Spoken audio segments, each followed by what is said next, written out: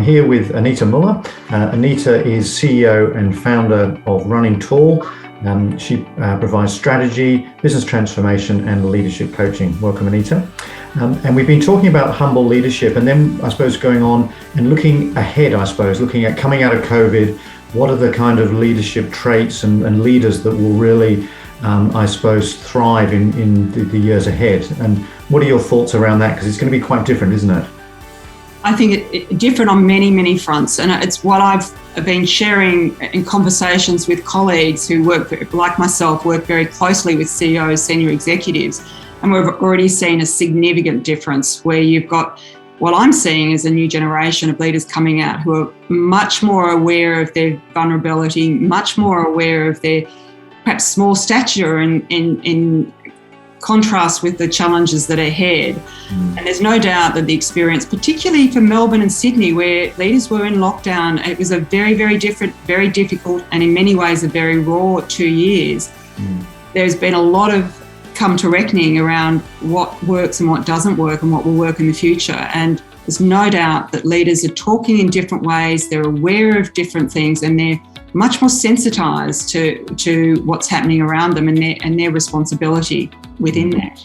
Yeah, and I think part of that is because they're they can't, they're not in the office, so they can't sort of, as you say, sort of corner somebody and and chat like that. It's very different, isn't it? I think our generation has been so used to that very easy environment where you can literally, in a position of power, corner people and you spend the time talking at them, and that's no longer hasn't been possible, both physically or practically, but also generation that's been on the end of the Zoom conversation is just not listening, because they're not just hearing the words, they're looking in to see where the integrity is in the conversation and the role that people are playing, so they can see through it. And this is really catching up with our generation.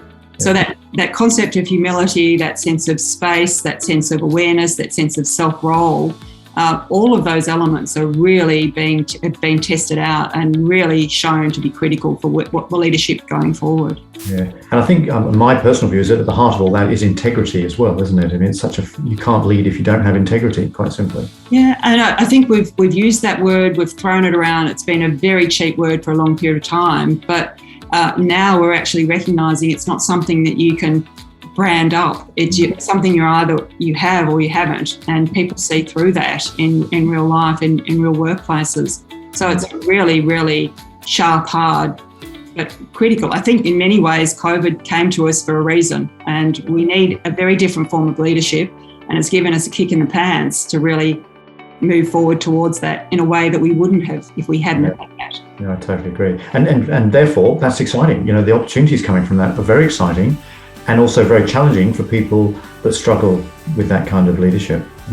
And who aren't prepared to work with it, because no one's there when we're all on that journey, but it's really now around the preparedness to invest in it.